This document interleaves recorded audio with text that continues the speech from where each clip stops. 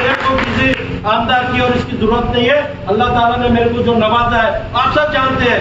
मैं कभी भी किसी के पटे में नहीं गया, मैंने कभी किसी के बारे में बात नहीं किया है, लेकिन मेरे पे जो इल्जाम कुछ लोगों ने लगाए, मैं हश्र के दिन उनका दामन पकड़ के कहूंगा कि बताइए अब्दुल हफीज नालायक था तो नालायकी की सजा मिलनी चाहिए, और अब्दुल हफीज नहीं था तो हश्र के दिन अल्लाह के सामने मैं उनका दामन पकड़ूंगा।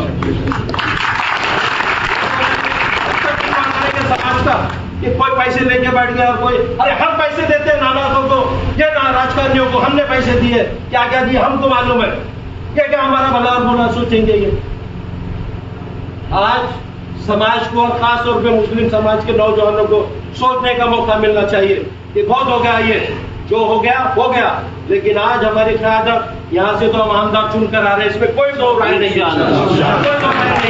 लेकिन आने वाली नगर पालिका महानगर पालिका में हमारा ही महापौर बनना चाहिए, इसके लिए भी हम कोशिश करेंगे।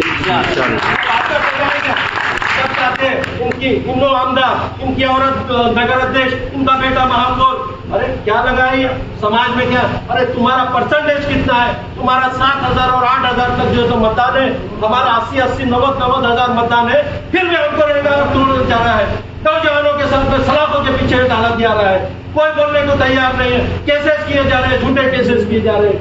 ये आप चलने वाला नहीं है। जालना की आवाम उठ चुकी है और जालना से ये क़यादत उठ चुकी है, और ये महाराष्ट्र में चिंगारी नहीं बल्कि अब शोला भड़कने वाला है, और क़यादत महाराष्ट्र में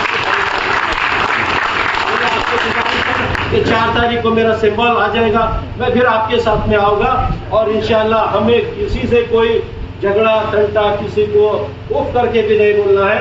सिर्फ हमको एक ही है कि आप हमारे समाज के साथ साथ दूसरे भी समाज हमारे साथ खड़े रहने को तैयार है। वो ये बोल रहे हैं कि हाफिज भाई हमने तुमको इस शहर में देखा काम करते करते, तुमने पत्रकार संकल बागडोर संभाली है, महाराष्ट्र में पहली बार 16 साल अगर किसी ने नेतृत्व किया तो वो आपके भाई अब्दुल हफीज ने जालना की क़यादत कोई नहीं कर सकता है। मैं 5 मरतबा इलेक्टेड चुनकर आया हूँ, ये जोक नहीं है। पत्रकार क्या रहता है, एक साधारण पत्रकार को आप उठा के देख लीजिए, मैंने कभी कोई डिपार्टमेंट से जाकर 2 पैसे नहीं मांगा हो। आज उसी की बदौलत है कि डिपार्टमेंट वाले अधिकारियों को बोल रहे हैं कि नहीं साहब हफीज भाई जो है ना एक कॉमन चेहरा है, और हम इनके साथ में खड़े रहेंगे।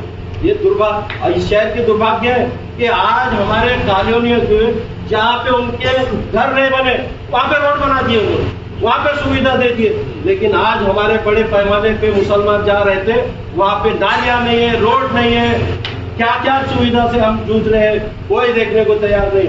खाली आते हैं, इलेक्शन रहता है तो आते हैं, बड़ी बड़ी बातें करते हैं और चले जाते हैं। अब ये खेल उनका खत्म करना पड़ेगा, चाहे आज ही हो चाहे माजी हो। अब यहाँ पे मुसलमानों के साथ साथ सभी धर्मों के लोगों ने आज तय कर लिया है कि इस शहर से और इस मतदार संघ से अब्दुल हफीज के सिवा दूसरा कोई कैंडिडेट नहीं, और उसी को कंधे से कंधा लगा के साथ में रहिए इंशाअल्लाह। अल्लाह की जात से मुझे उम्मीद है, क्योंकि मैं जिस कंसेप्ट को मानता हूँ उस कंसेप्ट की तो मैं बात करूंगा। फैसले अल्लाह के पास से उतरते हैं, हमारा काम है कोशिश करना, और कोशिश हम कर रहे हैं।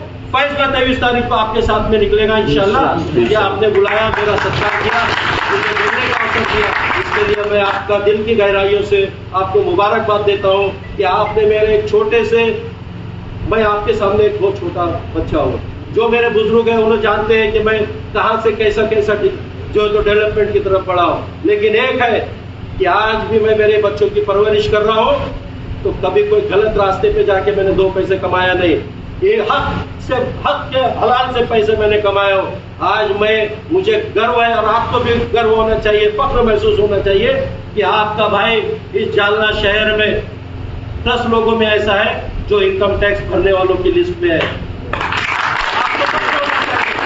ये क्या बात करेंगे, आज हमारे बैलेंस शीट उठा के देखिए, हमने हलफनामा दिया है, उसमें सारी प्रॉपर्टीज मेरे बताए हुए, हम कोई बिना प्रॉपर्टी के नहीं, जो हमारे पास में वो सारा हमारे पास में हमने बताया। लेकिन हम फिर भी ये बोलते हैं कि उनके पास क्या है, लड़े तो कैसा होगा, पैसे है क्या। अरे तुम्हारे बाप के सालों तुमने क्या क्या करके कमाए आपको मालूम है, चलेगा बस लंचन, ये इसको पकड़ लेते, उसको खड़े कर देते बेचारे को, वो बेचारा सुबह से शाम तक उनका क्या है काम धंधा, ये है सुबह में उठाने का और शाम में सुलाने का।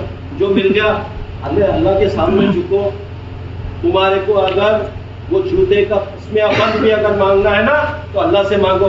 अरे ये क्या तुमको देंगे?